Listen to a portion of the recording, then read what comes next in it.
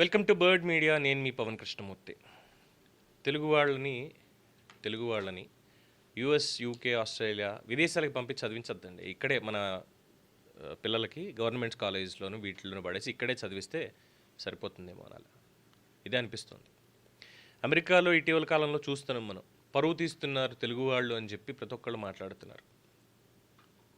ముఖ్యంగా తెలుగు వాళ్ళం కాబట్టి తెలుగు దీనికి సంబంధించి మాట్లాడుకుంటున్నాం కాబట్టి మన గురించే భారతీయులు అనేది తీసేద్దాం. ఇక్కడ తెలుగు వాళ్ళ గురించి మాట్లాడుకుందాం. ఎంతోమంది పట్టుబడ్డారు. కొన్ని చోట్ల దొంగతనాల కేసుల్లోనూ, కొన్ని చోట్ల వేధింపుల కేసుల్లోనూ, ఇవన్నీ కూడా. నిన్న కూడా ఇంకొక కేసు వచ్చింది. దీంట్లో బల్కం నాగరాజు అనేటువంటి ఒక తెలుగువాడు చదువుకోవడానికి యుఎస్ వెళ్ళి అక్కడ మైనర్లు చిన్నపిల్లల్ని వాళ్ళని డిఫరెంట్ యాప్స్ తోటి సోషల్ మీడియా అకౌంట్స్ తోటి వాళ్ళని ట్రాప్ చేసి వాళ్ళని వేధించి ఇవన్నీ చేస్తుంటే మొత్తానికి ఒక చోట పట్టుకున్నారు. ఒక మైనర్ని వేధించడానికి వెళ్ళినప్పుడు ఆ దుర్మార్గుణ్ణి యుఎస్ పోలీసులు పట్టుకొని అరెస్ట్ చేశారు. ఒక 15 ఏళ్ళలో 25 ఏళ్ళలో శిక్ష పడుతుంది. ఏం చేయాలి ఈ రాక్షసుని? ఎంతోమందిని వేధించేట చదువుకోవడానికి వెళ్ళి.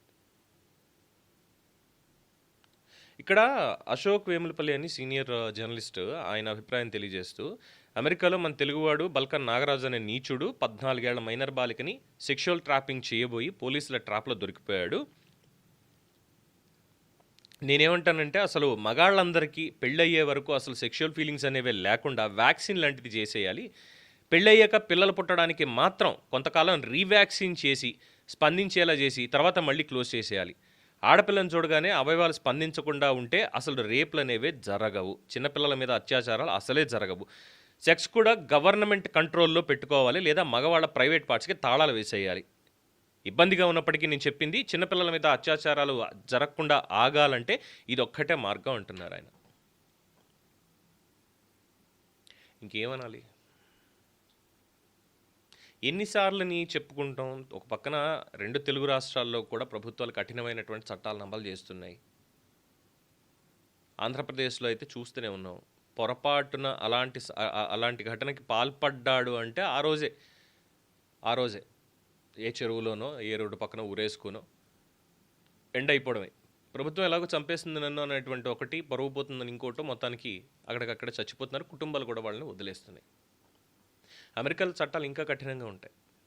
అక్కడ వాళ్ళనే స్పేర్ చేయరు. అవసరమైతే కాల్చి చంపేస్తారు.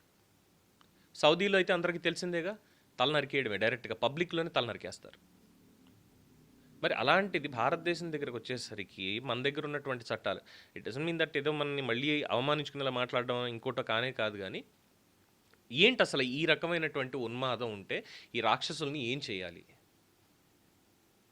యూఎస్లో కావచ్చు, విదేశాల్లో కావచ్చు, ఈ సెక్షువల్ ఎడ్యుకేషన్ అనేది చిన్నప్పటి నుంచి కాదు, ఒక సర్టెన్ ఏజ్ వచ్చిన తర్వాత వాళ్ళకి చాలా ప్రాపర్గా చెప్తారు, వాళ్ళకి నేర్పిస్తారు. అఫ్కోర్స్ అక్కడ వాళ్ళకి ఓవర్ ఫ్రీడమ్ ఉంటుంది, విచ్చలవిడితనం అనేది కూడా ఉంటుంది.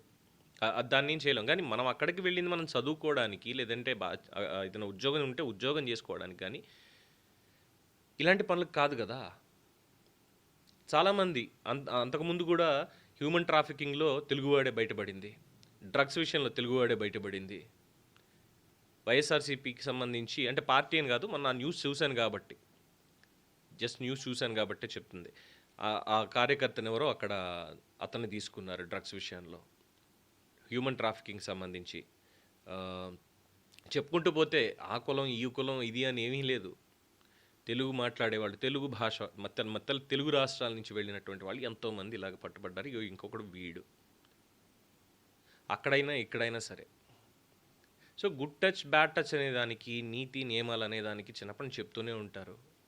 నిజమే, మగాళ్ళందరినీ కూడా ఏదో వ్యాక్సిన్ వేసేసి అసలు ఎటువంటి స్పందనలు లేకుండా, హార్మోన్ ఇంబ్యాలెన్స్ అనేది రాకుండా కళ్ళకి గంతలు కట్టేసేయండి. కోర్టులో ధర్మదేవత కడతాను చూసారు గంతలు, అలాగా మగాళ్ళ కళ్ళలు కట్టేసేయండి, సరిపోతుంది. ఏం మాట్లాడడానికి కూడా తెలియట్లేదండి. కానీ తప్పు చేసిన దానికి మాత్రం శిక్ష ఖచ్చితంగా వాడు పడతాడు. వాడి తల్లిదండ్రులు ఇక్కడ అవమానహారంతో వాళ్ళు పడాల్సిందే.